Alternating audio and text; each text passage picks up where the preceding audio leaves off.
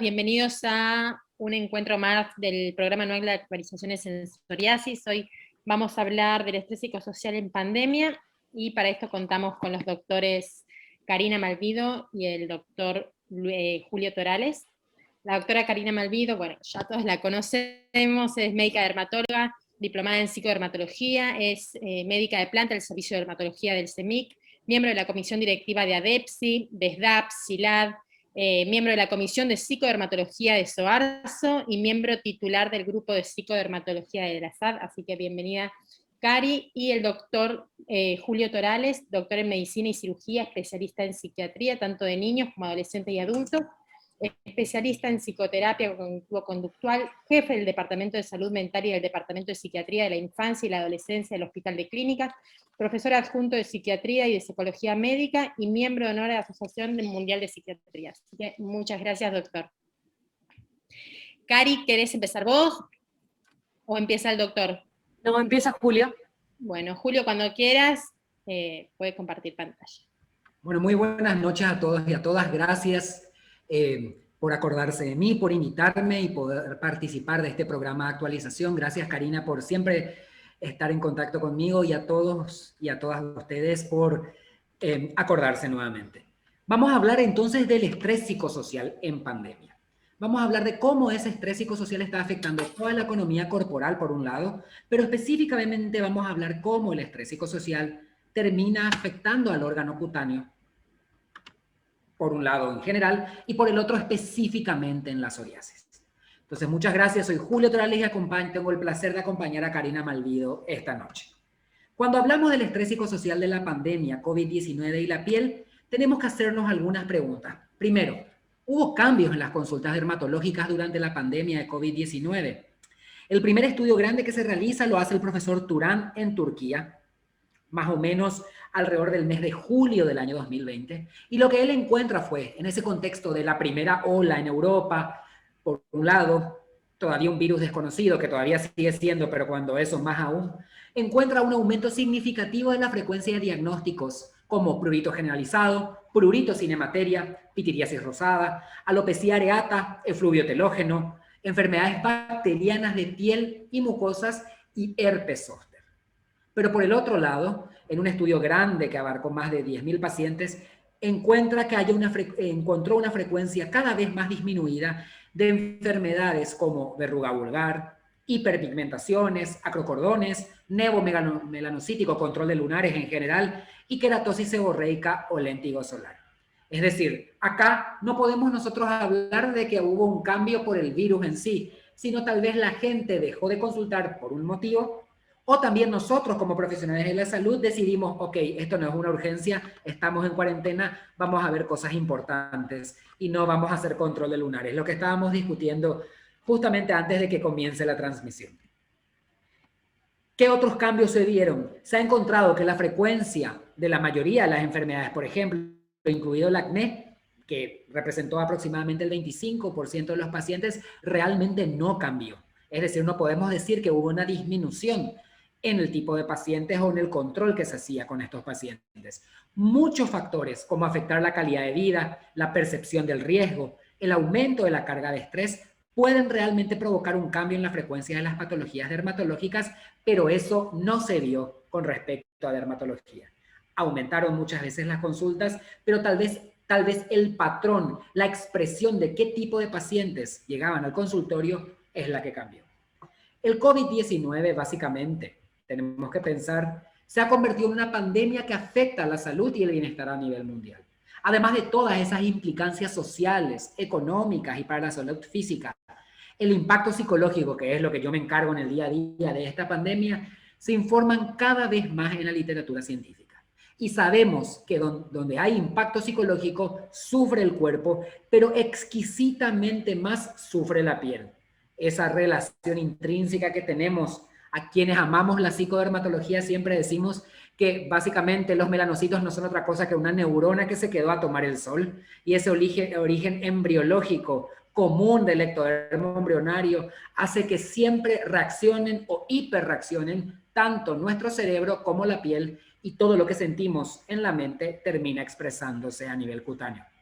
La literatura actual sugiere que las personas afectadas por COVID-19 pueden tener una alta carga de problemas de salud mental, que incluyen depresión, trastornos de ansiedad, estrés, ataques de pánico, ira irracional, impulsividad, trastornos de somatización, trastornos del sueño, trastornos emocionales, síntomas de estrés postraumático y comportamiento suicida. Y en quienes somos profesionales de la salud, el último estudio que hicimos acá, pequeñito, grande para la población paraguaya, pero pequeño para Latinoamérica, encontramos que en profesionales de la salud paraguayos ya tenemos un 50% de ansiedad, un 48.8% de depresión y un 10% de estrés postraumático sin recambio y sin contratación de nuevos profesionales. Mi presidente está haciendo muy bien las cosas, como ustedes se dan cuenta, ¿verdad?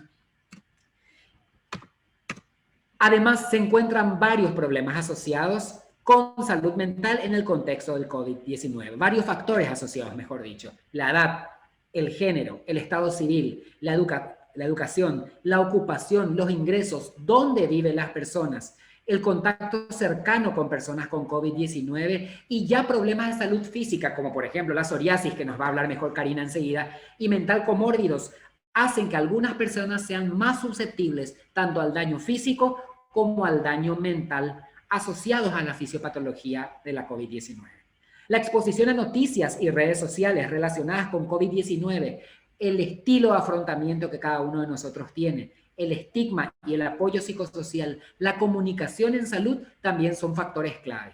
Hace poco hicimos también una investigación en población general paraguaya, donde vimos cuánto tiempo estaba la gente de población general imbuida en noticias sobre COVID-19. La principal fuente de información fue el Twitter, en 40% más o menos de la población. Obviamente una población muy sesgada, porque sabemos que la población en Paraguay, la que está en Asunción, no es para nada comparativamente con la que está en el resto de nuestras provincias, y fue la gente de Asunción, la capital, la que principalmente contestó, pero era 40% de información recibían de Twitter, más de 5 horas al día de estar bombardeados con información y ansiedad y depresión a la orden del día asociada a esa cantidad de noticias que estaban recibiendo. Es decir, también cómo comunicamos la información, cómo comunicamos la enfermedad influye mucho en cómo ésta se presenta y cómo puede repercutir en nuestra economía corporal. En cuanto al público en general, en la mayoría de los estudios se ha encontrado aumento de los síntomas de depresión, ansiedad y estrés. Como consecuencia de esos estresores psicosociales, se alteró nuestro modo de vida, hay un miedo a la enfermedad, miedo a las consecuencias económicas negativas, miedo a lo que va a decidir el gobierno, que cada tanto dice, ahora se encierran, ahora no se encierran. Creo que mientras estamos hablando, me contaron, están en cadena nacional ahí en Argentina. O sea, nos enteraremos qué decide el presidente luego de esta charla. La cuarentena también puede contribuir al estrés, a la ira y a un aumento de comportamientos de riesgo. Juegos de azar en línea y el consumo de alcohol, y hemos visto mucha ludopatía también, juego en línea principalmente en estos últimos meses, principalmente en personas pensionadas ya, retiradas, jubiladas. Se ha especulado acerca también de un aumento de casos de violencia doméstica y de abuso sexual, y no es que se ha especulado, eso se ha demostrado. Al estar obligados a estar en las casas, había sido, nos dimos cuenta que había problemas entre papá y mamá, o entre papá y hijos, o entre los hermanos, es decir, ha habido un aumento considerable de violencia intrafamiliar. Los jóvenes que se sienten tan inmunes al virus corren un riesgo especial. Justamente esa sensación de que todo lo pueden llevar por delante hacen que el virus continúe esparciéndose, y esa falsa sensación de seguridad que te da el hecho de ser joven hace de que todavía tengamos en zonas de nuestros países en Latinoamérica donde no se ha controlado la infección. Niños y niñas en cuarentena, seguramente los papás y las mamás que me están escuchando saben de que hace poco, el ejemplo mismo, tener sobrinos en la casa todo el día y empezar a enseñarles matemáticas o cosas que ya no damos hace mucho tiempo, hace que yo como papá me enferme, y también hace que el niño se esté enfermando por el aburrimiento, por estar ya no en contacto con los pares. Esas decisiones mal tomadas por el gobierno, o no sabemos si mal tomadas, sino no correctamente informadas, si se va a volver a clases, no se va a volver a clases, mañana se vuelve a clases, pasado se vuelve, ¿no? Que no se ponen de acuerdo, hace que cada día haya más enfermedad mental asociada en población infanto-juvenil.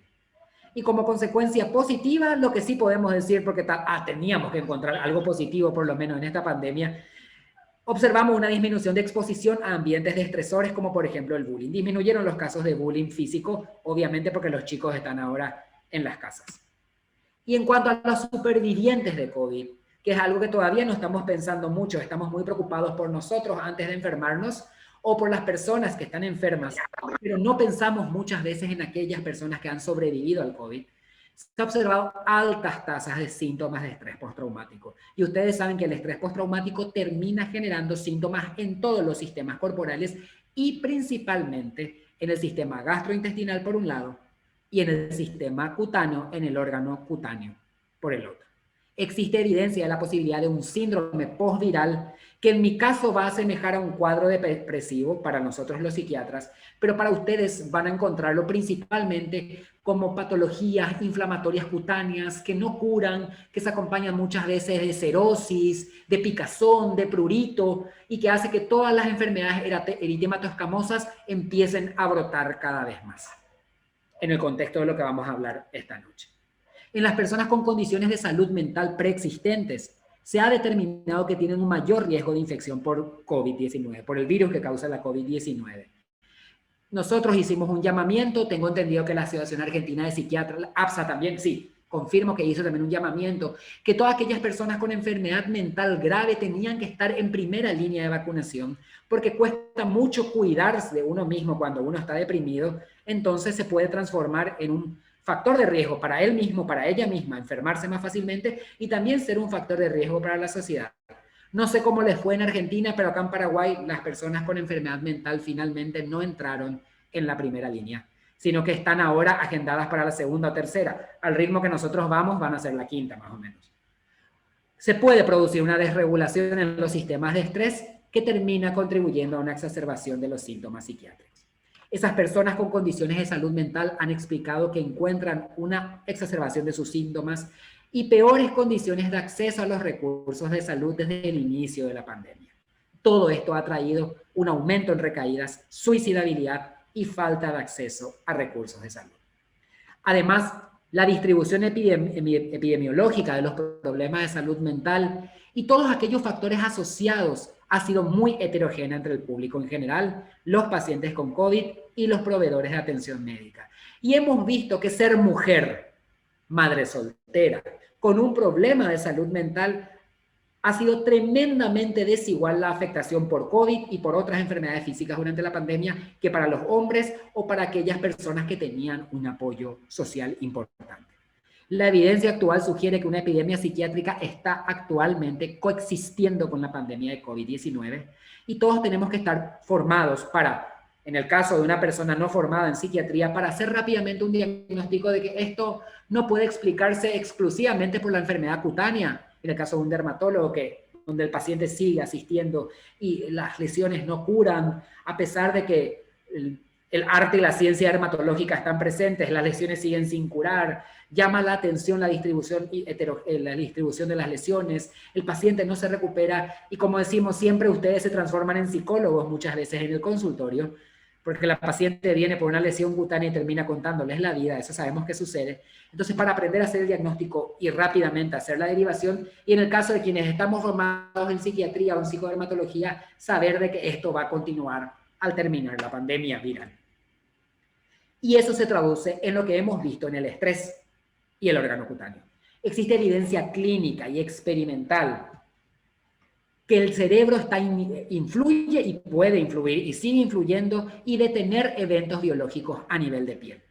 Los estudios han sugerido que la piel como parte relevante de ese cerebro difuso, porque el cerebro no solamente tiene neuronas a nivel del sistema nervioso central, sino también periférico, sino que muchas células cutáneas forman parte de ese cerebro difuso. Llámese al melanocito, llámese a la célula de Merkel e inclusive llámese al queratinocito cuando recién está empezando a nivel de la capa basal. Todas esas células pueden modificar la calidad de las percepciones y los sentimientos que recibimos a través de la piel.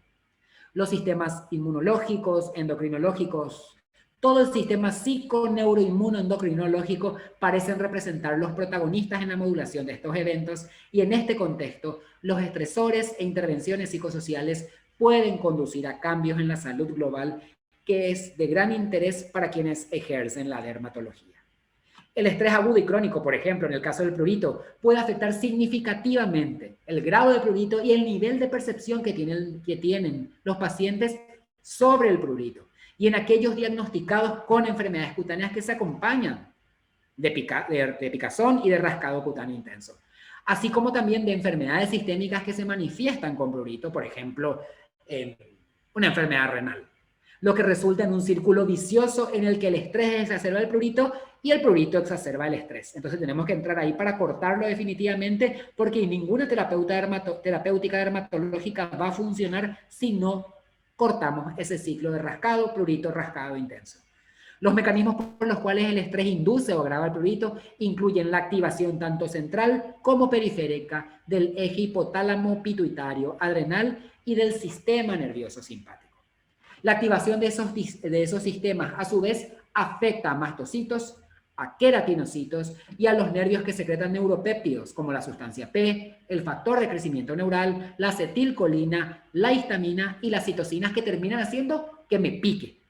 Realmente, un estrés sostenido, ya sea físico o psicológico, el estrés de la pandemia, activa mi eje hipotálamo hipófiso adrenal, aumenta la liberación de corticotrofina, que termina activando pequeños ejes medulares a nivel de la superficie cutánea.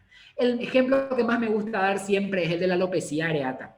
Sabemos que el pelo es un sitio de inmunoprivilegio pleno en anágeno, que está separado del resto del órgano cutáneo gracias a esas moléculas mayores de histocompatibilidad y gracias a la expresión a la baja de la beta-2 microglobulina. Cuando estamos muy estresados, cambia la composición de las moléculas del complejo mayor de histocompatibilidad tipo 1, se sobreexpresa hacia arriba la beta-2 microglobulina y se rompe ese sitio de inmunoprivilegio que tiene el folículo piloso y por eso se degranulan mastocitos a ese nivel y eso puede contribuir a la pérdida de pelo que vemos en el efluvio telógeno, por ejemplo, o en la alopecia areata. Sabemos que la alopecia areata es una enfermedad autoinmune muy compleja, poligénica, multifactorial, obviamente, pero el estrés psicológico y psicosocial está a la orden del día y este mecanismo que les mencioné de esos pequeños ejes hipotálamo, hipófiso, adrenales periféricos a nivel cutáneo son los que pueden explicar cómo se manifiestan estas enfermedades cutáneas, lo mismo que en la psoriasis, por ejemplo. Se cree también que una respuesta parasimpática disfuncional disminuida está involucrada en esas respuestas crónicas de estrés y picazón. Lo que hay en estos pacientes es una respuesta simpática aumentada, con el aumento de catecolaminas, de noradrenalina y de adrenalina circulantes que me terminan haciendo que la piel me pique más. Las estructuras cerebrales asociadas con la emoción, el sistema límbico, la sustancia gris periacueductal actúan en la facilitación descendente de ese prurito y juegan un papel importante en el prurito inducido por estrés. De ahí la importancia de que cuando nosotros desde el punto de vista dermatológico manejemos el prurito, siempre tratemos de hacer una interconsulta, al menos telefónica, con alguien, con algún colega nuestro, algún amigo o nosotros mismos si estamos formados en psicodermatología, para ver cómo vamos a poder frenar eso, ese eje descendente que muchas veces desde la terapéutica dermatológica clásica algunas veces nos olvidamos y no lo abordamos. La psicodermatología, por lo tanto, como especialidad médica, estudia esos factores biológicos, genéticos, psicológicos y sociales que intervienen en el desarrollo de trastornos dermatológicos que se expresan o que ocurren con síntomas psiquiátricos y de aquellos trastornos con elevada incidencia de factores psicoemocionales o rebote psicosomático intenso, como lo es, por ejemplo, la dermatitis seborreica, la alopecia areata, el acné, el vitíligo y, obviamente, la psoriasis que vamos a dar enseguida. Y también de aquellos trastornos psiquiátricos que son primarios del campo de la psiquiatría, pero que se expresan con síntomas cutáneos. Tricotilomanía, trastorno de escoriación, onicofagia o los famosos delirios de infestación. El concepto de epigenética, por lo tanto, en este contexto de la psicodermatología, se basa en el estudio del fenotipo como resultado de las interacciones de algunos genes con ese ambiente, lo que nosotros conocemos como mecanismo epigenético. Estos mecanismos presentan dos características esenciales. Primero, que son muy plásticos y pueden cambiar a la par que el ambiente va cambiando, y la posibilidad de que la respuesta adaptativa del organismo al ambiente quede fija. sin que por ello se produzca una mutación o modificación de la estructura del ADN. Estos mecanismos, solamente para recordar, se producen por una metilación del ADN, una modificación de histonas o un remodelado de la cromatina. ¿Qué básicamente hace eso? Que cada uno de nosotros puede reaccionar a este ambiente de estrés al que estamos fijos ahora mismo en la pandemia de COVID-19 de dos formas. O desadaptándonos, es decir, respondiendo, respondiendo al ambiente, o manteniéndonos fijos como estábamos antes, sin que por ello se cambie nuestra composición de ADN.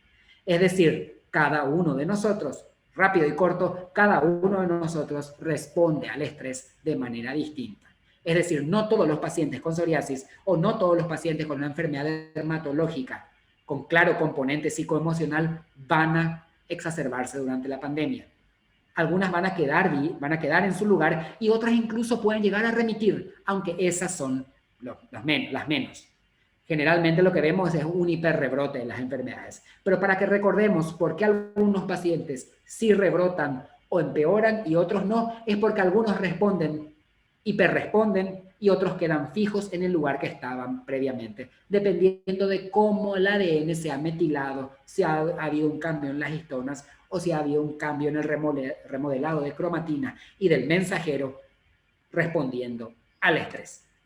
En el caso de la psoriasis sabemos que afecta al 3% de la población general. Lo importante acá que quiero llegar es que en los últimos estudios, un estudio grande australiano hecho en el año 2018 más o menos y publicado en la International Journal of Dermatology, claramente concluye que el estrés es un factor desencadenante en la evaluación y se considera que las intervenciones psicológicas deben formar parte siempre como un complemento adyuvante en el tratamiento de la psoriasis. Es decir, debemos pensar no solamente hacer la terapéutica clásica dermatológica, de la que ustedes son las doctas y los doctos aquí, sino que nosotros podemos aportar algo siempre, al menos una evaluación del estado de salud mental para ver si podemos aportar y ayudar a que la terapéutica clásica de la psoriasis dermatológica pueda hacer efecto. De ahí la importancia de ese trabajo multidisciplinario entre el dermatólogo y el psiquiatra, y más aún entre un psiquiatra formado en psicodermatología, para poder entender a ese órgano cutáneo que está reaccionando y que nos está diciendo algo. Otras patologías mentales que se han manifestado mucho en la piel en estos últimos meses ha sido el estrés postraumático. Uno dice, estrés postraumático, flashbacks, sensación de miedo intenso ante una situación que me recuerde a una vivencia de muerte. ¿Realmente eso puede generarme manifestaciones cutáneas? Sí, en varias situaciones. Y ahí tenemos los llamados flashbacks sensoriales cutáneos, que es una excitación autónoma que se manifiesta como un sudor nocturno, como una urticaria idiopática y como una disociación que se manifiesta como un entumecimiento por un lado y también que tenemos que descartar que sea una dermatitis artefacta en ese momento. Casi yo querría decir, cuando hablo del flashback sensorial cutáneo, quiero pensar en ese rash, ¿cómo le llamábamos? Al flush, si alguien me corrige, que como vemos en la psoriasis, el eritema transitorio, en la psoriasis no, en la rosácea, el eritema transitorio. El flashing. El eritema, exacto, el eritema transitorio intermitente que vemos en la rosácea. Es muy parecido al flashback sensorial cutáneo. Aparece una excitación autónoma, el paciente empieza a sudar mucho y le aparece una urticaria idiopática asociada, obviamente, a los síntomas cognitivos propios del estrés postraumático. Los efectos psicosomáticos cutáneos de la negligencia emocional y física y del abuso sexual. Por ejemplo, se ha visto que hay algunos elementos cutáneos que me pueden determinar que esta persona o este paciente haya tenido o violencia emocional, negligencia emocional o abuso sexual o físico. Y un eczema, principalmente en los niños, que no cura. Autolesiones cutáneas y conductas repetitivas centradas en el cuerpo, tricotilomanía o trastorno de escoriación, trastorno de pellizcarse la piel, que previamente no estaban en nuestros pacientes y que luego se agregan en los pacientes, nos tiene que llamar la atención. Tenemos que empezar a investigar un poco más sobre alguna situación de violencia, ya sea de abuso sexual, de abuso psicológico, en este contexto de cuarentena y de pandemia. El efecto directo del abuso sexual y de otros abusos en de eventos catastróficos en la vida también se puede manifestar a nivel de la piel, y eso sabemos, por ejemplo, un tsunami, un terremoto también, y en este caso una pandemia. Y también el estrés postraumático puede manifestarse en la piel como resultado ya de alteraciones significativas en ese eje medular, hipotálamo, hipófiso adrenal y simpático adrenal, que puede terminar afectando nuestro sistema simpático, el sistema neuroendocrino y el sistema inmune, que puede conducir a exacerbaciones de dermatosis inflamatorias que previamente tenía el paciente, que son reactivas al estrés, como la psoriasis, la urticaria crónica y también todas las atopías a nivel cutáneo. Está demostrado y se ha encontrado, se ha informado de niveles elevados de biomarcadores inflamatorios y una función de barrera epidérmica alterada en situaciones de estrés intenso, como esta pandemia, y de estrés psicológico sostenido, así como de privación del sueño. Entonces tenemos que estar pensando que esta pandemia afecta nuestra economía física y nuestra economía psíquica por igual, y que esa interrelación entre la piel y la mente se ve de manera muy intensa y la interfaz es muy borrosa entre dónde termina lo físico y dónde termina la mente. Algunos pacientes con estrés postraumático muestran ese eje hipotálamo hipófiso adrenal muy disregulado, y eso hace que los linfocitos T circulantes en esos pacientes sean más altos. Y ustedes mejor que yo saben que todas las patologías cutáneas inmunomediadas por linfocitos T terminan exacerbándose. Por ejemplo, la psoriasis, ¿verdad?, que es una patología donde los linfocitos T están alterados. Entonces, el estrés postraumático debe considerarse un factor subyacente en todas las dermatosis reactivas al estrés, ya sea crónicas, recurrentes o resistentes al tratamiento, y sería interesante que podamos derivar al paciente a un psiquiatra o a un psicólogo con experiencia en este tipo de pacientes para que podamos ver por qué esta dermatosis no está remitiendo a pesar de la terapia. El envejecimiento de la piel, el estrés asociado a esta pandemia nos está haciendo más viejos. Nos está cortando los telómeros. Y acá mi dermatóloga de cabecera seguro me va a retar porque me olvidé de bloquearme en estos días, y mi querido melasma, que no para, está muy feliz conmigo, que no, encima vivo en Paraguay, donde el sol no para en todo el día, ¿verdad? Pero bueno, Karina, discúlpame, me estoy olvidando nomás. Te prometo que voy a cumplir con mis 2 horas cada tanto del factor 50. Se está envejeciendo la piel. Los mecanismos para regular la expresión génica, definir la identidad celular y promover la funcionalidad son responsables de la respuesta adaptativa a los eventos estresantes. Por el contrario, la respuesta desadaptativa de los tejidos humanos al estrés crónico tienen un impacto en la regulación genética. El estrés crónico al que estamos sometidos actualmente en la pandemia parece ser un factor importante para determinar la individualidad que cada uno de nosotros tiene, la vulnerabilidad que tenemos cada uno de nosotros al envejecimiento y a las comorbilidades relacionadas con la edad a través, lastimosamente, como dijimos hace rato, de modificaciones epigenéticas. Entonces estoy seguro que si hacemos una comparación, si esto en 2 años de aquí nos sacamos una foto y comparamos a pesar de los cuidados, y yo sé que la edad luego es normal, porque estamos creciendo en edad va a cambiar nuestro rostro, pero el estrés crónico está asociado a mecanismos de envejecimiento cutáneo mucho más marcados que en aquellas poblaciones que no. No es lo mismo vivir en Argentina o en Paraguay con esta pandemia que vivir actualmente en un país donde hay mayor nivel de vacunación, donde los sistemas de salud son más accesibles o asequibles en comparación. Obviamente, acá no estamos una cuestión política ni una cuestión de queja normal, sino que estamos hablando de lo que la evidencia dice, ¿verdad? Vivir en Sudamérica ahora es una desventaja con respecto a muchas partes del mundo, y eso lo vamos a pagar a nivel mental y a nivel físico y específicamente cutáneo en el tiempo. Todos esos patrones de metilación del ADN parecen ser valiosos en la predicción de la edad, pero existe todavía variabilidad en la especificidad entre las especies, entre las razas y entre los tejidos humanos, y también obviamente entre el ambiente donde vivimos. Como les dije, no es lo mismo estar aquí en Sudamérica que estar ahora en Europa. Los patrones de envejecimiento van a cambiar secundarios a ese estrés que se está soportando. Gracias por escucharme hoy, espero no haberles aburrido y haber no tenido tantas asociaciones laxas en la presentación. Creo que al final son las preguntas cuando termine. Karina, no sé cómo vamos a hacer. Karina, te cedo el plato. Muchísimas gracias. Sí, al final son las preguntas, Julito. Bueno, muchas gracias, doctor Torales, por la presentación. Cari, es tu turno, así Ahí que voy. vamos.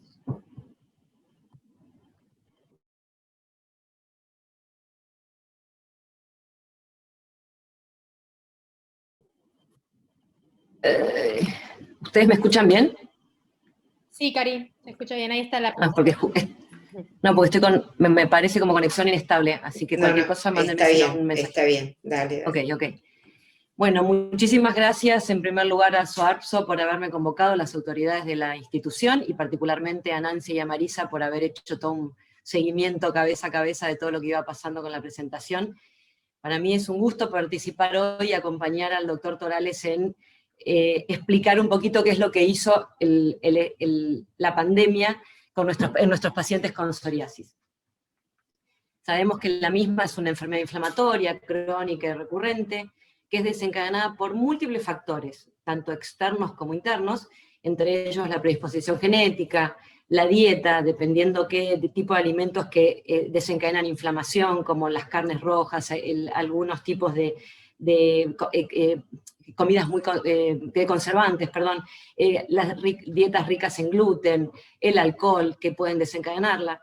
Los fármacos, hay una lista enorme de fármacos, a la cabeza está el litio como un gran desencadenante y disparador de psoriasis, la suspensión brusca de los corticoides, antibióticos, antihistamínicos, antiinflamatorios, distintas drogas psicotrópicas, entre ellos algunas drogas antidepresivas, algunos inhibidores de recaptación de serotonina, carbamazepina, el ácido valproico, es una lista enorme la que puede desencadenar la psoriasis.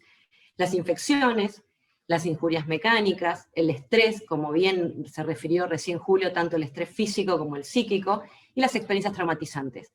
Por supuesto que todo esto afecta la calidad de vida de la persona que presenta psoriasis y lleva a que se acompañe de una estigmatización social. Definimos a la estigmatización social como la inclusión en una categoría social que es rechazada por el resto de la sociedad.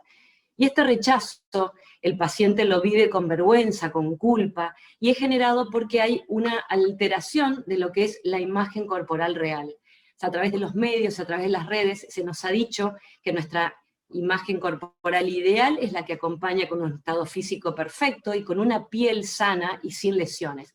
Esto hace que al paciente que tiene psoriasis le genere mucha culpa, mucha angustia, y que se sienta marginalizado incluso porque sienten a veces, o porque hay un error de concepto, creyendo que las lesiones de psoriasis pueden ser contagiosas.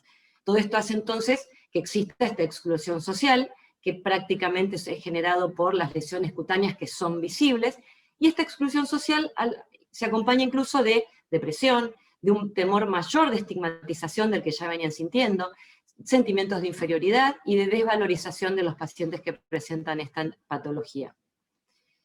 Como bien sabemos, se acompaña de muchas comorbilidades: obesidad, trastornos cardiovasculares, enfermedad inflamatoria intestinal, trastornos sexuales, que es algo que lo vemos muy comúnmente en la consulta, y particularmente en pacientes que tienen psoriasis invertida. No es excluyente, pero sí particularmente afecta a personas jóvenes, en general del sexo femenino, y que tienen psoriasis invertida, es mucho más disfuncional en ese sentido.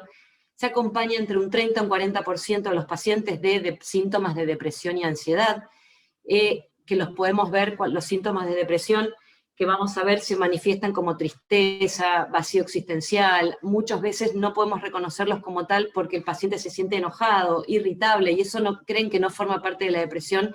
Si empezamos a investigar nos vamos a dar cuenta que ese paciente está bastante deprimido. Se acompaña también de falta de esperanza, de falta de energía. Y la ansiedad es cuando se sienten con mucha angustia, que están muy agitados, taquicárdicos, que sienten como una presión en el pecho, distintos síntomas que nos hacen dar cuenta que este paciente está con alguno de estos trastornos psiquiátricos acompañando su enfermedad. Todo esto se puede acompañar también de abuso de sustancias, principalmente del tabaco y el alcohol, y no podemos dejar de nombrar la ideación suicida, que puede acompañar y mucho a estos pacientes. Yo siempre digo que el indagar, el preguntar, el saber si él lo pensó en algún momento, lo debemos hacer con todos los pacientes con enfermedades crónicas, y particularmente en este caso que estamos hablando de los pacientes con psoriasis, porque es algo que lo vemos en la consulta dermatológica. Y de la otra de las patas de las que tenemos que hablar un poquito hoy, obviamente todos sabemos lo que es y lo que fue la pandemia por el SARS-CoV-2, que empezó en China en diciembre del 2019, y que generó cambios inevitables en el sistema de salud. Esto era algo que nadie se esperaba, y la verdad que empezamos a movernos y a andar a medida que iba pasando. Entonces se redujeron en un principio las atenciones especializadas para pacientes sin COVID con enfermedades crónicas, entonces ellos fueron relegados, y particularmente en las consultas dermatológicas también se redujeron las que eran periódicas, un poco lo que dijo Julio. Nosotros empezamos a ver que al principio mermó esa cantidad de pacientes, por ejemplo el control dermatológico habitual que solemos hacer, disminuyó porque se limitaban a la consulta y a lo que consideraban urgentes, y también pasó con muchos pacientes con psoriasis. Como ellos venían más o menos controlados, sin ningún tipo de complicación, ni de algo que les llamase la atención, dejaron de acudir a la consulta, y eso, en definitiva, no ayudó mucho a estos pacientes. Durante la pandemia por el COVID-19, hubo entonces un acceso limitado a los cuidados de la salud y a la medicina en general.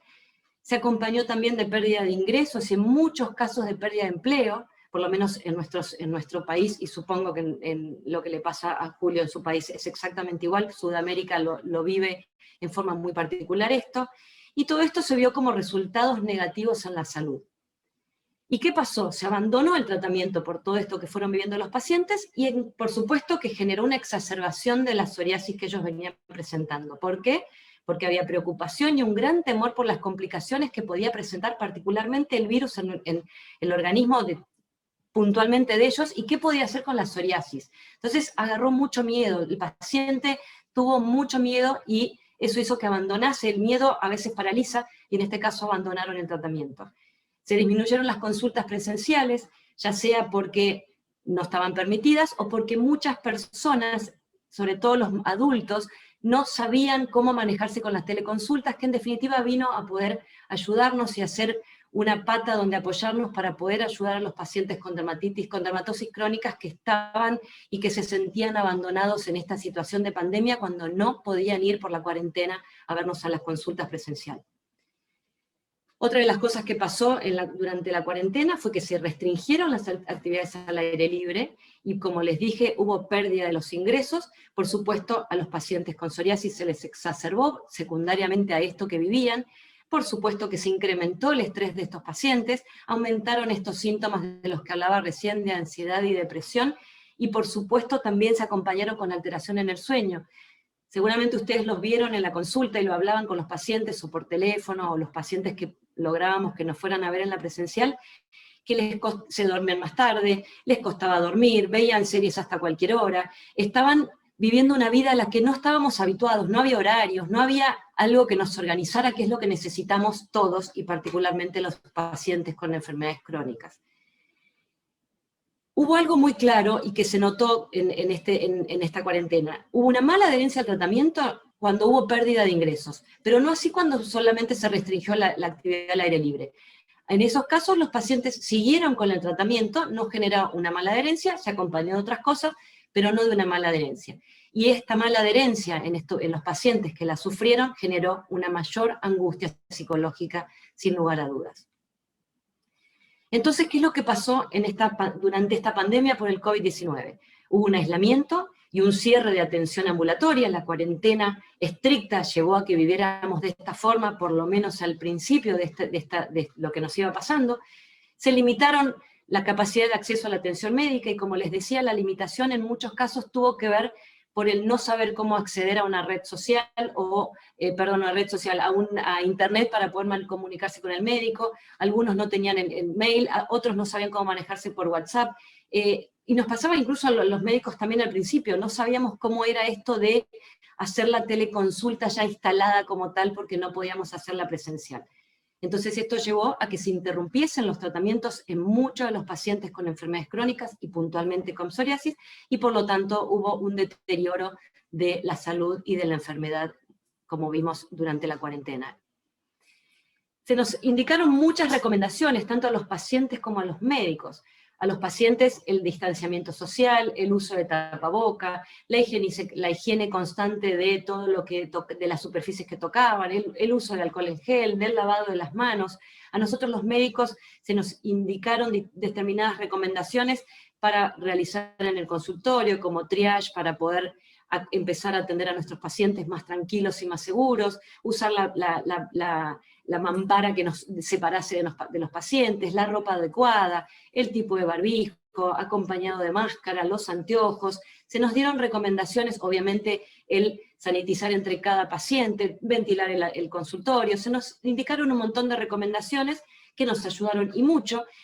Un grupo de colegas italianos lo que estableció fue un consenso diciendo que pacientes en tratamiento sistémico sin síntomas de COVID debían continuarlo y que de esa forma no iban a correr el riesgo de presentar brotes graves. Porque esto era algo que al principio no se sabía, si podían seguir, si no podían seguir, y la realidad es que esto empezó a nivel europeo y por supuesto que las sociedades médicas y nuestra sociedad fueron acompañando para que podamos explicarle a nuestros pacientes. La Sociedad de Psoriasis también estableció que debían seguir con el tratamiento y que debían vacunarse también.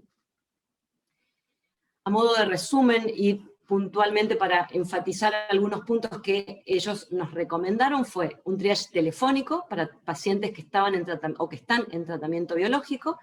De esta forma se evitaría la interrupción innecesaria del tratamiento, que era lo que pasaba al principio. Recordatorios educativos, motivacionales, sobre la importancia de la actividad física y la dieta en el curso natural de la psoriasis, con mensajes, videos, correos electrónicos, poder llegar a nuestros pacientes. Y esto, lo que se lograba como resultado era que se aumentase la actividad física en interiores, que era lo que podíamos hacer, y evitar la ingesta excesiva de calorías. Seguramente si ustedes recuerdan, muchos de nuestros pacientes y muchos de nosotros, lo que hacíamos al principio era cocinar, hacer distintas actividades en familia, con el amigo, aunque sea incluso por videollamada y WhatsApp, y muchas personas aumentaron de peso gracias a esto. Entonces tratar de corregirlo porque sabemos que el aumento de peso a nuestros pacientes con psoriasis no los beneficia. Realizar boletines sobre COVID-19 y eventuales implicancias en la psoriasis. De esta forma, evitar comportamientos incorrectos que podrían favorecer la propagación de infecciones y empeorar la enfermedad. Tener disponibles dirección de correo electrónico para que el paciente se pueda comunicar con nosotros y para que entonces la relación nuestra médico-paciente fuera continua y permanente durante la cuarentena. Realizar y subir a la página web un grupo de preguntas y respuestas para que el web del consultorio, de la institución, de la clínica donde estemos, para que el paciente pueda encontrar allí alguna explicación a lo que le pasa y tengan contacto directo y de esta forma evitar que ellos se sientan abandonados y puedan a veces responder a las dudas en el momento que no acceden a nosotros. Y un contacto con línea disponible para videoconsultas para casos complejos. ¿Esto por qué? Porque lo que iba a lograr es una evaluación de las manifestaciones clínicas en caso de empeoramiento o exacerbación de la psoriasis. Sabemos entonces que la telemedicina nos ayudó y mucho en este momento de cuarentena, de pandemia, sin ser algo a lo que creo que hay que llegar solamente. Yo creo que hay pacientes que necesitan la consulta presencial y que es muy importante que la sigamos haciendo, pero al que no puede, por el motivo que sea, existe la telemedicina y es una herramienta muy útil que tenemos ahora. Suministro de la medicación, se tiene que seguir medicando todo paciente con enfermedad crónica y particularmente con psoriasis, no debe suspender la medicación y en el caso que le llegue la vacuna con todas las explicaciones y todos los recaudos necesarios según la medicación que tome, deberá ser vacunado. Y la intervención en salud mental, sin lugar a dudas, porque como dijo Julio, se tiene que considerar parte de la etiopatogenia de la psoriasis, la alteración en este punto. Y sabemos que todo paciente que es contenido y que es acompañado en estos momentos está mucho mejor y que su psoriasis realmente evoluciona mucho más fácil y mucho mejor y responde al tratamiento que sea, pero que la intervención en salud mental, y que de hecho durante la pandemia, particularmente la cuarentena, los psiquiatras y psicólogos han estado disponibles por toda vía de comunicación en algunos lugares se seguía manteniendo la presencialidad, y en los que no se podía de ninguna forma, los psiquiatras y psicólogos han estado para la respuesta de los pacientes que lo necesitaban. Sabemos que es una herramienta fundamental para ayudar a nuestros pacientes que particularmente se estresan y muchísimo, y esto no ayuda en la evolución de su enfermedad. Entonces, estas herramientas son necesarias para mejorar los resultados de salud, particularmente en nuestros pacientes que tienen psoriasis. Esto es todo por mi parte, y ahora vamos a hablar un poquito con el doctor para que nos cuente, principalmente yo quiero que nos cuente, Julio, cómo sentís que afecta, cuáles son los mecanismos reales del estrés, tanto físico como psíquico, en la piel y particularmente en nuestros pacientes con psoriasis.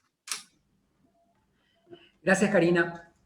Bueno, y creo que lo resumiste muy bien vos, pero en el sentido, si vamos a hablar desde el punto de vista fisiopatológico, es la hiperactividad del eje hipotálamo hipófiso renal, el aumento de la liberación de factor de liberación de corticotrofina, aumenta ACTH, y luego vamos a la suprarrenal. La suprarrenal no solamente libera mineralocorticoides, sino que también libera glucocorticoides y las famosas catecolaminas, que terminan generando una disregulación a nivel simpático. Y está demostrado que eso mismo se traduce en esos pequeños ejes periféricos que se tiene a nivel cutáneo. Cuando tenemos un aumento de glucocorticoides circulante en sangre, cambia también nuestro sistema de inmunidad. Los glucocorticoides son inmunomoduladores y hace que o más linfocitos migren o menos linfocitos migren, y haya una disregulación de la expresión de células T, ya sea CD4 o CD8, a nivel de órganos periféricos y a nivel de piel. Entonces eso podría ser lo que justifica las exacerbaciones de todo este grupo de enfermedades eritematoescamosas que son finalmente inmunomediadas. Yo tengo una pregunta. En la práctica diaria que tuvieron a lo largo de la cuarentena, ¿qué es lo que se vio más en cuanto a exacerbaciones? ¿Exacerbaciones en pacientes que continuaron con su tratamiento para su patología determinada y que por situaciones de estrés se brotaron, o pacientes que directamente fueron abandonando el tratamiento también? Bueno, porque en la pandemia muchos dijeron, no quiero tener medicación sistémica, prefiero abandonarla. ¿Por dónde se vio mayor brote? ¿Por el abandono o igual continúan con el tratamiento y se brotaron? Karina, vos primero. La realidad es que te diría que yo por lo menos vi de las dos cosas. Vi el que se había brotado por el abandono, pero vi muchos pacientes, por ahí no tanto con psoriasis, pero sí con otras entidades, por ejemplo, pacientes con rosácea y con acné, que seguían brotándose a pesar del tratamiento, y por ahí en ellos se les agregaba una eczematia seborreica, entonces había otras cosas que les iban apareciendo.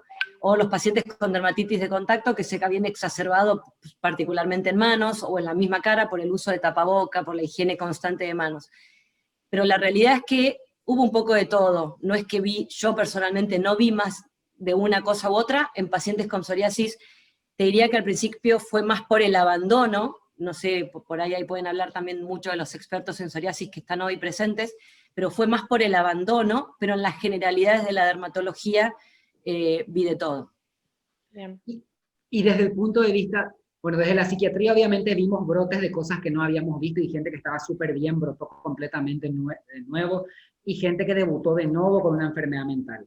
Pero en esa interrelación dermatopsiquiatría, lo que vimos es mucha farmacodermia, gente que estaba consumiendo medicación hace años y que nunca le hizo nada, y que venían, o que me llamaba una compañera, che, vino tu paciente, está con un eritema multiforme, está con una lesión en diana.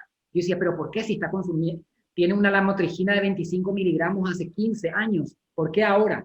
Y tal vez ahí está el mecanismo epigenético. Ahí está el mecanismo epigenético, porque lo que antes no le causaba efecto adverso, ahora por los cambios en la cromatina, la expresión de histonas, etcétera, hizo que le generen. Vimos mucha farmacodermia. Gente que estaba consumiendo estabilizantes del ánimo a dosis pequeñas, y que más allá de una pequeña cerosis un poco molestosa a veces, te venía con ictiosis a consultorio. Venía junto a nosotros y decía, mirá como unas escamas de sequedad completa en el cuerpo que teníamos que derivar urgente, ¿verdad?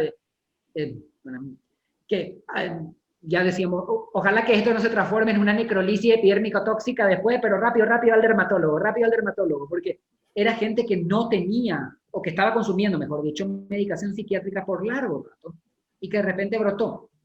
De repente hizo farmacodermia, mejor dicho, que antes no hacía. Voy a pasar a leer algunas preguntas que había en el chat, y cualquier cosa después empezamos con las preguntas más, si alguno tiene alguna para decir y quiere participar. A ver, me voy un poco para arriba, acá. Preguntaron si la gravedad del COVID, según sea leve, moderado, severo, como le haya pegado al paciente, está en relación con que el paciente esté más estresado o no. O sea, ¿influye que el COVID sea más grave en pacientes más estresados? O sea, que dependiendo del estrés del paciente, cómo le pega la carga viral sería. Sí, definitivo. Hace poco publicamos un artículo que hicimos con colegas brasileños. Le seguimos a 895 pacientes con COVID leve, que estaban en sus casas, etc. A mayor cantidad de síntomas de COVID, o sea, no, por ejemplo, anosmia, ageusia y otros síntomas respiratorios, fatiga, etc., mucho mayor era la repercusión, o física o psicológica. Es decir, el COVID era casi una relación exponencial. Mientras más síntomas de enfermedad de COVID tenés, luego tenés mucha mayor repercusión, por lo menos psicológica, a la larga. Entonces, eso quedó demostrado. Síntomas postinfecciosos de depresión, ansiedad, estrés postraumático están directamente relacionados en su gravedad con la cantidad y la gravedad de síntomas que se tuvo durante la fase aguda de COVID. Eso, por lo menos desde el punto de vista psicológico, está probado. Perfecto. Después preguntaban si la medicación como el aripiprazol y el valproico podían llegar a empeorar los cuadros de psoriasis. O sea, los pacientes medicados ya, ¿pueden empeorar o los que empezaron a recibir medicación de nuevo durante la pandemia? La realidad es que está descrito, la lista es enorme de medicación que puede desencadenarla. Como dije cuando en el transcurso de la charla, el litio, como bien sabemos, es uno como que está a la cabeza que puede desencadenar psoriasis.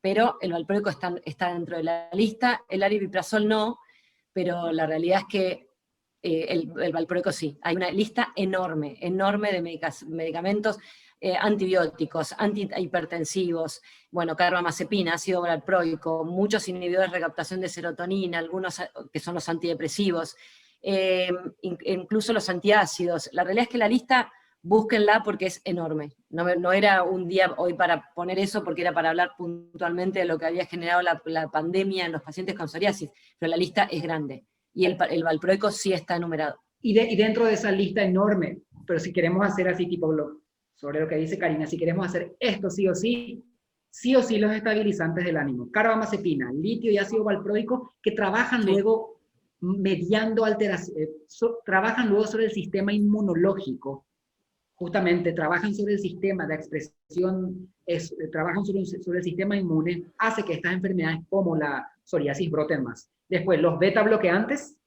y los antimaláricos. Claro. La pregunta específica sobre aripiprazol, hasta ahora hay un caso descrito. Si vamos a elegir entre todos los antipsicóticos y psoriasis, ¿verdad? La olanzapina es la que hasta ahora se vio más asociada, pero hay pocos casos. Pero en el caso del aripiprazol hay un solo caso descrito hasta ahora. Voy a pegar acá en el chat porque justamente estaba leyendo hoy eso. A ver si puedo encontrar. Sí. Creo que este es el único caso descrito hasta ahora en el mundo. No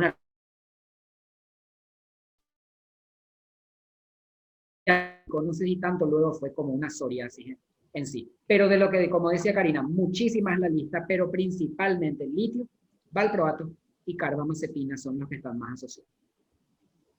Perfecto. No sé si alguno tiene alguna pregunta, si no yo tengo una más para hacer todavía que me mandaron, que es en los pacientes con psoriasis severa, moderada o severa, que no quieren iniciar tratamiento sistémico por temor a tener una infección por COVID. ¿Qué les recomiendan ustedes? ¿Inician, no inician? Bueno, a ver, creo que ustedes lo tienen más claro que nosotros, igual soy dermatóloga, pero sí, inicio con todos los estudios que uno hace para un paciente que no tenga COVID o que no tenga relación, o que hacíamos en otro momento cuando no estaba el COVID dándonos vuelta y que no era lo único que nos cruzaba por la cabeza, pero sí, de hecho hay que hacerlo. Hay que obviamente ver cada paciente y cada contexto, pero me parece que ustedes pueden contestar mejor que yo esta pregunta, perdón. Lo hemos visto aparte a lo largo de todo el año pasado y este año hemos hablado muchísimo de eso, es decir, si es un paciente que requiere la medicación, aparte es más beneficioso bajarle la inflamación sistémica al paciente porque va a tener menos riesgo después de un COVID severo. Totalmente. Dejarlo así.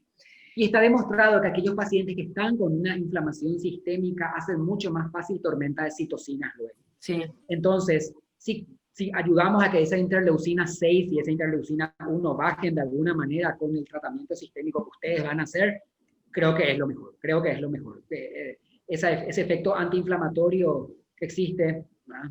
Inclusive nosotros podemos a veces usar un antidepresivo porque sabemos que los antidepresivos ayudan también a bajar la inflamación sistémica. Hay ya algunos reportes de caso del bupropión, que es beneficio. El bupropión es un inhibidor selectivo de la recaptación de dopamina y noradrenalina. Y que hay reportes de casos que hablan de que es útil al disminuir el factor de necrosis tumoral alfa en eritematos camosas como la psoriasis. Pero es anecdótico, todavía no se demostró, así que sí funciona, es anecdótico, pero... Marisa, Norita quiere decirnos algo, y Nora, creo que es muy experta en esto más que cualquiera. Sí. En realidad, sí, lo que estaba diciendo Marisa, lo que decía Karina, y hasta hoy mismo, que pacientes que hoy, por ejemplo, les expliqué que inician tratamiento biológico, y por qué, esas las cosas que estuvimos hablando, que tener menos inflamación implica tener menos riesgo de inflamación, digamos, ante un COVID severo. Tal cual. Contarle un poco, como vos decías, Karina, el hecho de contarles también la experiencia, bueno, yo ya tuve 8 pacientes o 10 pacientes con COVID, todos fueron leves, todos en tratamiento biológico, bueno, que en realidad todo lo que demostró la evidencia, que mejor que los pacientes lo cursan y en general que lo cursan bien, así que sin decir, por supuesto, al 100% va a ser así, pero que la mayoría lo van a hacer así. Y creo que lo que peor a todos nos angustia es cuando hay incertidumbre, o sea, cuando tratamos el GRADE y aprendimos que la incertidumbre, o sea, más vale que tener la evidencia, o baja a favor o no a favor, tener la certidumbre de lo que estamos hablando. Y eso les da también hacia nuestros pacientes, les da confianza. Y como decía Karina, esa unión de tener ese contacto, el WhatsApp, para mí me resultó mucho más que el mail y el WhatsApp, vieron que lo usan más los pacientes y nosotros, sí. Es algo un poco permanente, también medio angustiante para nosotros, en el sentido que, bueno, ¿hasta qué hora contestás un WhatsApp? Bueno, hasta la hora que desconectás el teléfono y decís, ya no suena más. Y el mail por ahí para mandarte los estudios, yo trabajé todos estos 14 meses en forma virtual, y les mando los cuestionarios del DLQI, ellos me mandan que ya las tengo impresas, en realidad vieron las páginas para completar según tratamientos que tengan que hacer, y la verdad que hasta de una paciente nueva que decía en la nota que había que llevarlos personalmente, y le dijeron que no, los pueden mandar todos, vieron que los suben a las, digamos, a las distintas obras sociales, los pueden subir vía mail, así que la psoriasis se puede atender en forma virtual y bueno, y mantener esa pregunta y repregunta a través del WhatsApp creo que ayuda mucho a los pacientes. Nosotros estuvimos atendiendo toda la cuarentena virtual y la verdad que los pacientes anduvieron bárbaros. Como dijo Nora, también tuve varios que tuvieron COVID y anduvieron súper bien, pero se sentían igual de contenidos con el temita del mensaje, estar ahí presente. Las obras sociales, por suerte, con los que yo tengo con biológicos, se portaron súper bien, nunca les faltó la medicación. Así que, no sé, personalmente no tuve una mala experiencia en cuarentena con el tratamiento de ellos. Y una cosa que me quedó ahí en el tintero es cuando hablamos recién de los tratamientos sistémicos, que es preferible bajarle la carga inflamatoria a estos pacientes, me resultó interesante lo que había dicho un webinar pasado el doctor Puch, que habló que todos los sistémicos eran buenísimos, pero que hay que tener cuidado con los anti-JAK, porque la vía JAK sí actúa en beneficio a la hora de atacar este virus, y si nosotros estamos con todos los que son de dermatitis atópica, que son los anti-JAK, puede llegar a ser un poco perjudicial, así que con eso es tener todavía cuidado. Ahora, vos sabés que a él no se lo pregunté en ese momento, porque viste que fue largo y qué sé yo, no. Sin embargo, el baricitinib, por ejemplo, estuvo para el tratamiento de COVID, o sea, fue investigado en tratamiento de COVID en grandes poblaciones, en Europa se hizo todo ese trabajo, no sé en qué terminó el tema, como lo mismo el adalimumab, que lo pusieron para investigación en el tratamiento de COVID. Yo no le quise preguntar, y justamente yo que estoy en un protocolo, viste que hago un protocolo para dermatitis atópica con varicitinib, ninguno de los pacientes tuvo COVID, y justamente también para darles confianza y que se sintieran, también le dije, y les tenía, digamos, el paper donde se decía que se estaba, digamos, haciendo como para el tratamiento, o sea, investigando como para el tratamiento, que tampoco después todo queda en la nada misma, ¿no? Pero bueno, porque no hay tratamiento específico para el tratamiento del COVID, algunos andan bien con una cosa, pues justamente una de esas pacientes que es jefa de la terapia intensiva de la Swiss Medical, me contaba que ella está en tratamiento biológico, y bueno, te imaginas al principio también, y siguió trabajando toda la cuarentena, recién se vacunó con la primera vacuna Sputnik, y me decía que cómo cambiaba, hay pacientes que le das el suero, andan espectacular, otros se incendian, a uno les das tal cosa y andan bárbaro, otros se incendian. Dice, no hay realmente, no hay una regla para todos. Y bueno, interesante, ¿no? Y terrible por el otro lado. Sí. Bueno, ¿alguien más? Hola, Cris, no sé si querés decir algo. Agotada. Hola, bueno, no, saludar a los amigos, a Julio, bueno, a Cari la veo seguido, gracias Julio por estar siempre que te pedimos, una alegría tenerte acá. Lamentablemente tenía otro compromiso, pero vi la charla antes porque me la pasó Cari, así que no, nada más que agradecer que siempre nos ayudan y dan esta pata tan importante que es el sostén emocional de nuestros pacientes, que sin duda, yo creo que pensábamos que esto iba a ser peor al inicio de la pandemia, y me parece que contrario a lo que pensábamos, me parece que esto de hacerse tan larga, ¿no? Se le está haciendo cada vez más pesado a la gente. Me acuerdo cuando tuvimos el webinar el año pasado, Julito, que era la incertidumbre, y ahora es el hartazgo de, y seguimos con incertidumbre, pero además el hartazgo de que esto pareciera que no se termina nunca. Me acuerdo que el año pasado vos decías, Julito, la importancia que era esto de establecer tiempos, ¿no? Que yo justo te pregunté, bueno, ¿y qué es mejor? ¿Que te digan que dura 30 días más el confinamiento, o que te digan no sabemos hasta cuándo es? Y vos me dijiste, bueno, que siempre saber el horizonte es bueno, ¿no? Para todo el mundo. ¿Qué pensás ahora? ¿Eso cambió? Ahora estamos esperando que nos digan que nos encierran de nuevo, por ejemplo, acá en Argentina. Pero, ¿qué pensás vos en este punto? ¿Qué prefiere la gente? Decir, bueno, ¿cuándo se termina, que nadie sabe, o vamos paso a paso? Yo creo que lo principal que nos cuesta a los humanos es la incertidumbre. Y creo que lo que más cuesta es no saber cuándo va a terminar. Los mensajes contradictorios de ahora te encierro, ahora no te encierro, ahora te saco, ahora te libero, ahora te pongo. Yo sé que depende de un contexto epidemiológico muchas veces y de la ineptitud de quienes manejan la cosa pública por el otro, ¿verdad? Porque hay que decirlo, duele decirlo, pero hay que decirlo. Esa incertidumbre es la que está causando problemas. Si pensamos en todo ciclo biológico, yo creo que esto recién va a empezar a normalizarse en diciembre de 2022. Y tal vez esa sea la forma en que trabajemos con los pacientes y hablar con ellos. Y para nosotros mismos también, ¿verdad? Porque nos estamos enfermando por esa incertidumbre. Al ser humano le encanta tratar de controlar el futuro. Nosotros podemos prepararnos para el futuro, pero no podemos controlar lo que va a suceder. Y eso genera que sentimientos de ansiedad aumenten cada vez más. Yo creo y coincido plenamente contigo, Cris, de que al principio parece que durante la primera época de la pandemia íbamos a estar más estresados, pero yo creo que ahora estamos peor, porque no vemos viso de solución y no vemos todavía una luz al final del túnel, principalmente para países de Sudamérica. Entonces, ¿qué es lo que nos queda? Aguantar. ¿Y cómo aguantamos si nuestros recursos psicológicos de afrontamiento se agotaron? En muchas personas se agotaron. Nosotros como profesionales de la salud tenemos que, parece retórico o parece poético, pero nosotros tenemos que seguir creando un poco de esperanza en la gente y decirle, bueno, esto va a terminar. También yo estoy cansado, también yo me harté, también yo ya estoy cansado, quisiera tener una consulta normal otra vez, porque el mundo virtual yo sé que vino para quedarse, pero a mí como psiquiatra me falta mirar la pierna del paciente a ver si está moviéndose ahora mientras yo hablo. Yo perdí mucho de los elementos no verbales de la comunicación en esto, entonces no sé si me está mintiendo, si está nervioso, si no, yo necesito recuperar la consulta nuevamente, ¿verdad? Y tenemos que encontrar un viso de solución, tenemos que dar esperanza, mejor dicho, de que esto va a terminar.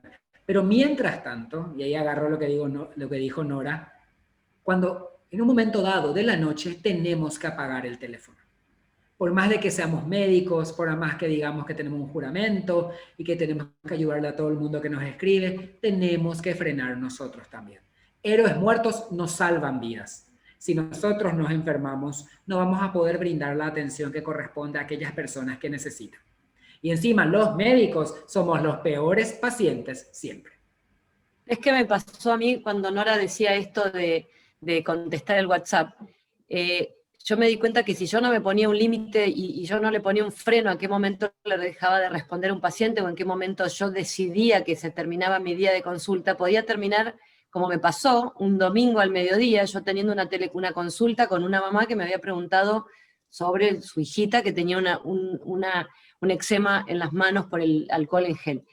Y la realidad es que ahí dije, esto es ya excedió todo límite. Si nosotros no lo podemos poner, yo creo que la telemedicina vino para quedarse. Yo sigo prefiriendo la presencialidad, a mí me sigue gustando lo presencial. Vos decís, Julio, que te falta ver si mueve la pierna, a mí me falta tocarle la piel, a mí me falta saludarlo, a mí me falta abrazarlo, a mí me falta... El otro día se me puso a llorar una paciente y yo desde lejos tenía que hacer... ella no me veía qué me pasaba, ni qué estaba sintiendo, absolutamente nada. Entonces creo que esto también tenemos que aprenderlo nosotros los médicos y poner un límite y poner un freno. En algún momento se tiene que terminar nuestra consulta diaria de telemedicina, porque si no, no terminamos nunca, y esto es un cuento de nunca acabar. Y muchas veces nos sentimos mal cuando decimos, bueno, no voy a contestar este último mensaje, nos sentimos mal. Totalmente. Pero realmente tenemos que aprender a parar, ¿verdad? Porque hay veces también que a mí me escriben, hola, ¿qué tal, doctor? No te conozco, pero conseguí tu número y siento que me falta aire y yo no sé si es COVID, si es una crisis de pánico, sí, o sea, entonces tenemos que aprender a decir, no, paremos un poco, ¿verdad? Sin ser simpáticos ni antipáticos, ser empáticos. Tal cual. Julio, una pregunta, ¿querés contarnos brevemente sobre tu libro? Ah, bueno, no es mi libro, ¿verdad? Uno de los tantos. Sí, uno de los tantos, bueno, el más Karina, nuevo. Cristina también. No, tenemos el libro de psicología. Mira, lo puse estratégicamente acá, así como quien no quiere la cosa. Eso es un buen psiquiatra. Ay, no me di cuenta. No lo vimos. Un buen psiquiatra. No nos dimos cuenta. Muy bien, ahí está. Un buen psiquiatra puso acá para que ustedes hagan lo que yo quiera. ¿Verdad? Muy bien. Pero no, tenemos el libro disponible, ¿verdad? El que quiera leerlo ahora. Es complejo, había sido mandar libros a Argentina. Piensan que estamos mandando droga, ¿verdad? Sí. Sí, es una cosa rarísima. Julito, la droga la pasan más fácil desde tu país al nuestro. Y traer los libros fue un drama. La realidad es que fue muy complicado. A todos los residentes de psiquiatría, cuando fuimos a un congreso, les di 15 libros a cada uno y les hice pasar el avión así con los libros y nos querían cobrar derecho de autor, no sé qué, hicimos un desastre en Ezeiza, pero pasamos, ¿verdad? Tenemos el libro, tenemos en formato PDF, ahora está liberado, pueden pedirle a Karina, pueden pedirle a Cristina, estamos abiertos a críticas, nos aventuramos a escribir un libro de psicodérmato en su momento, estamos abiertos a críticas, a seguir creciendo, ¿verdad? Porque es una ciencia nueva, maravillosa, me hace cada vez más recordar mi primera opción, siempre fue dermatología, pero no iba a aguantar clínica médica 3 años, entonces me quedé con las neuronas que se escondieron del sol y vine a la psiquiatría. Entonces, tenemos el libro disponible, abarca casi todas las patologías. La otra vez nos dimos cuenta que nos olvidamos del vitíligo y de la hidradenitis supurativa, graso error, pero vamos para la segunda. Puede salir un apéndice, un apéndice o un libro 2. Así mismo, muy bien. Pero tenemos muchas opciones, entonces está el PDF disponible. A la gente que quiera le pide a Karina o a Cristina mi correo electrónico y les mando el PDF. Muchas gracias. Es muy generoso, Julio, así que todo lo que le quieran pedir realmente es muy generoso. Él siempre dice algo que el buen maestro es quien sabe ser generoso y quien comparte su conocimiento, y la realidad es que él lo es. Julito, ¿querés poner te están preguntando tu mail, si no te jodó, en el chat? Así ya te pueden contactar, porque hay mucho interés en tener la versión del libro. Además, bueno, si googlean, el doctor Torales tiene muchos papers publicados, así que si lo buscan en PubMed van a encontrar muchos de los trabajos de él publicados, así que ahí está el mail. El mail de Julito. Bueno, si no hay más preguntas, Nancy, es todo de ustedes, Mari, para ir cerrando este webinario que es de ustedes y de los doctores, yo estoy acá colada. Bueno, no, creo que no hay más preguntas, creo que leímos todas las del chat y ya fuimos haciendo, así que bueno, muchísimas gracias. Cari, hoy estuve buena, viste que no amenacé a nadie para conectarse. Muchas gracias, doctor Torales, fue un placer contar con ustedes y obviamente los vamos a estar llamando para cualquier otro webinario. Muchas gracias Cuando a ustedes gusten. por la invitación y nos vemos muy pronto. Y espero que pronto pueda visitarles otra vez allá. Ojalá, ojalá así sea. Bueno, Esperemos gracias que a todos sí. por conectarse. Gracias a Muchas ustedes gracias. por la convocatoria, gracias.